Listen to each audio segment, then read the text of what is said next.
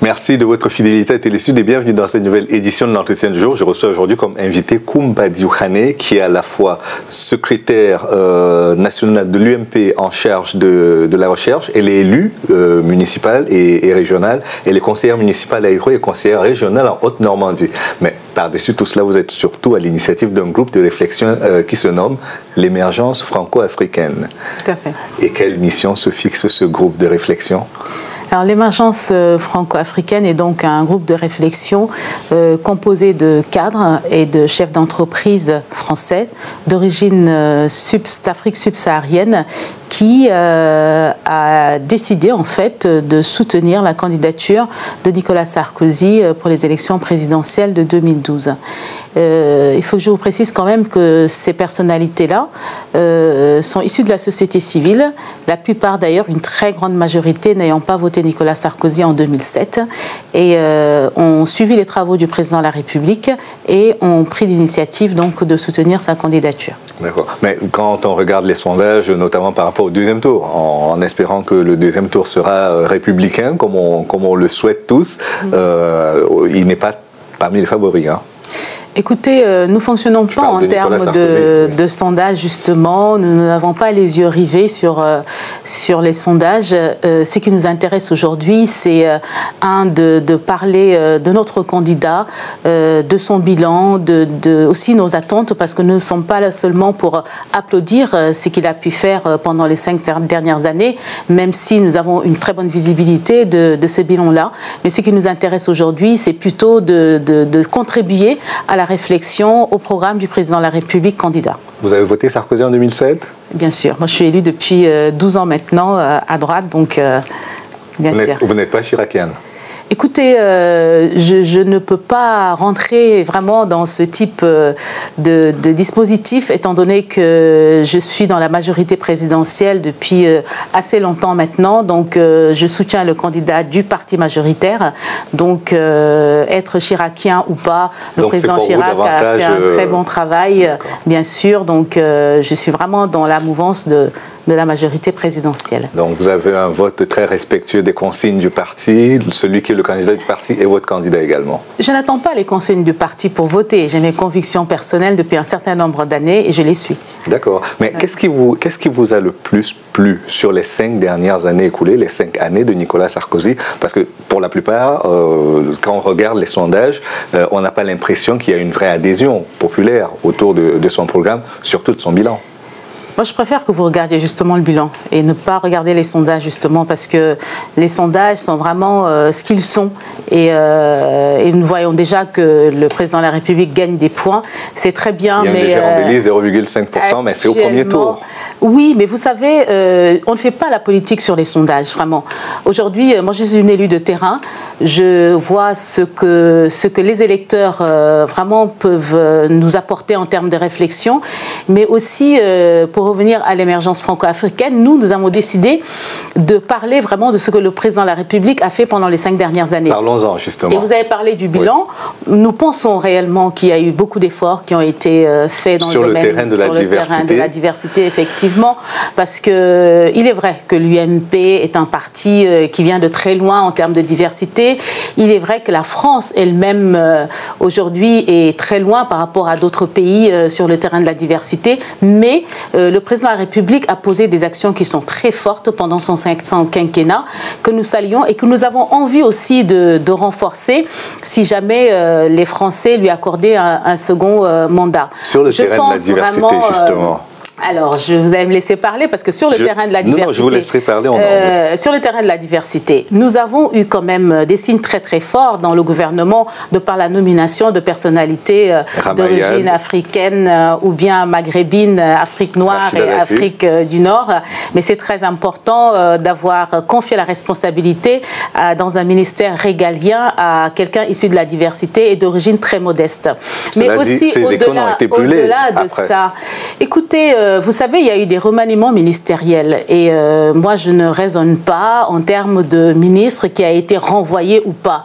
Je pars du principe qu'on n'est pas ministre à vie et on est plus longtemps ancien ministre que ministre.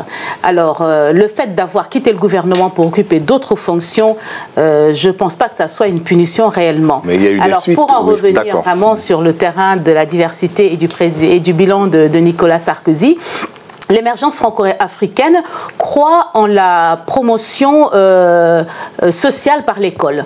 Et les actions qui ont été posées par Nicolas Sarkozy pour la scolarité des jeunes issus de la diversité, je pense aux internats d'excellence pour leur donner vraiment une chance supplémentaire pour les enfants qui sont issus de familles modestes et qui n'arrivent pas à suivre une scolarité entre guillemets normale, de pouvoir intégrer ces grands établissements. Mais nous pensons aussi dans les grandes écoles qui sont aujourd'hui ouvertes aux personnes issues de la diversité, les 30% dans les grandes écoles.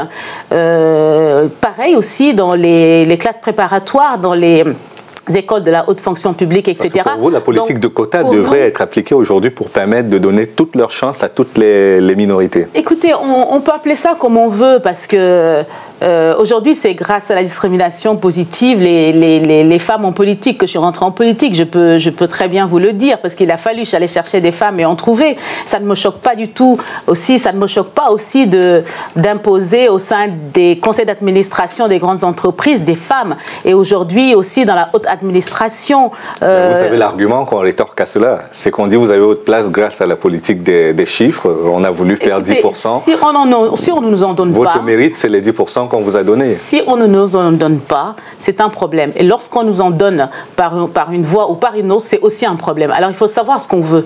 Si on passe par les quotas, ben écoutez, dans ce cas-là, alors pour le moment, c'est pas les quotas parce que c'est pas vraiment la politique du président de la République de faire des quotas. Mais le fait de favoriser une certaine catégorie sociale pour intégrer ou des grandes écoles ou bien l'Assemblée nationale ou alors les municipalités, ben écoutez, c'est grâce à ça qu'on y est arrivé. Ben écoute, poursuivons. D'accord. Tout à l'heure, je vous disais, on a brûlé les icônes. C'est pas juste qu'on a remplacé des gens au gouvernement. C'est qu'après, c'est l'espèce de cabale qu'il y a eu par la suite. Nous sommes dans le 7e arrondissement. Le maire du 7e, c'est Rachida Dati. Les batailles au sein du parti pour la reprise soit de la mairie, soit de la circonscription lors des législatives n'est pas encore terminée. Donc, ce sont les suites. On a eu la même chose avec Ramayad dans sa circonscription électorale. Question d'investiture également. Donc, vous voyez qu'il y a quand même des icônes qui ont été pas seulement sorties du gouvernement, mais qui n'ont pas pu rebondir derrière. Je vous dis, n'amenons pas systématiquement ça à la race. Parce qu'aujourd'hui, vous avez au sein de l'UMP 77 circonscriptions qui sont des circonscriptions réservées, entre guillemets. Alors, vous avez Rachida Dati qui est dans le cas, mais vous n'avez pas 76 personnes issues de la diversité qui sont dans le même cas que Rachida Dati. Alors, ne sortons pas vraiment un élément pour en faire une question sociale. Si on fait des statistiques nationales, vous pensez que l'UMP fait aujourd'hui mieux que les autres partis en matière de diversité? Écoutez, je ne peux pas le dire et j'appelle l'UMP à faire mieux, sinon encore plus. Voilà, parce qu'aujourd'hui, il est vrai que l'UMP a fait beaucoup d'efforts jusque-là.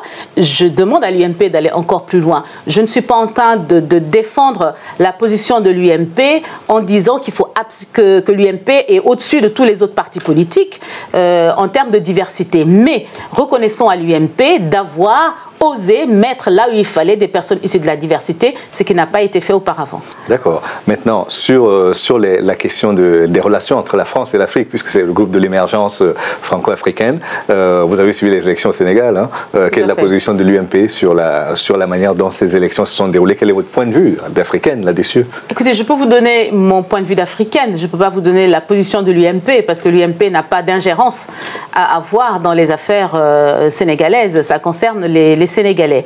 De mon point de vue, moi, j'ai simplement remarqué des élections qui se sont déroulées d'une façon vraiment très démocratique. C'est ce que je peux saluer, parce qu'il y avait des craintes qu'il y ait des débordements, vu ce qui s'était passé avec les mouvements de protestation.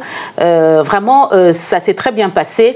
Et nous avons vu aujourd'hui un pays responsable, des Sénégalais qui ont pris leurs responsabilités et qui sont allés voter massivement, plus de 60%, et qui aujourd'hui donnent un exemple à toute l'Afrique. Je ne dirais pas qu'à l'Afrique de l'Ouest, mais à toute l'Afrique. Maintenant, quant au choix du président de la République, il est sûr que le Sénégal a besoin de renouvellement.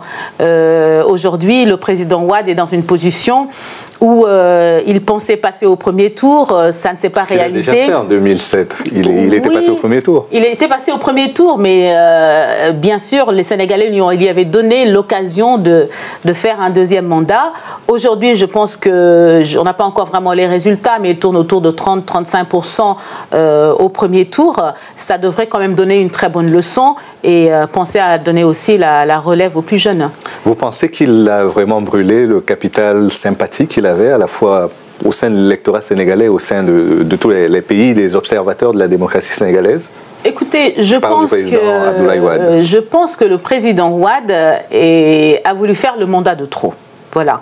Et la réaction des Sénégalais nous montre aujourd'hui que ce n'est pas du tout leur volonté de le laisser peut-être aller faire un troisième mandat. Maintenant, il y a un deuxième tour. C'est aux Sénégalais de décider, mais je souhaite vivement en tout cas que ça se passe dans le calme. D'accord. Et en tant que groupe de réflexion, quelles sont les propositions que vous émettrez aux candidats de l'UMP pour améliorer la qualité des relations entre l'Afrique et la France, sachant qu'en 2007, le candidat Sarkozy avait été élu sur le thème de la rupture?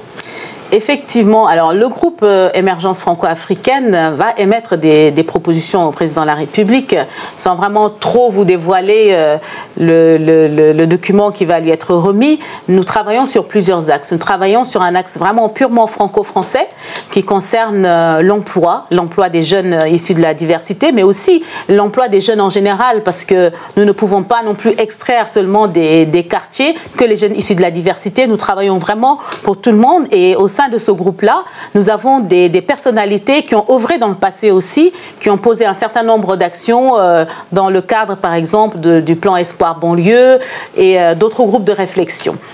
Donc ce que nous souhaitons faire vraiment, c'est travailler dans un axe franco-français, mais aussi dans un axe qui pourrait fluidifier, je dirais, les relations entre la France et l'Afrique.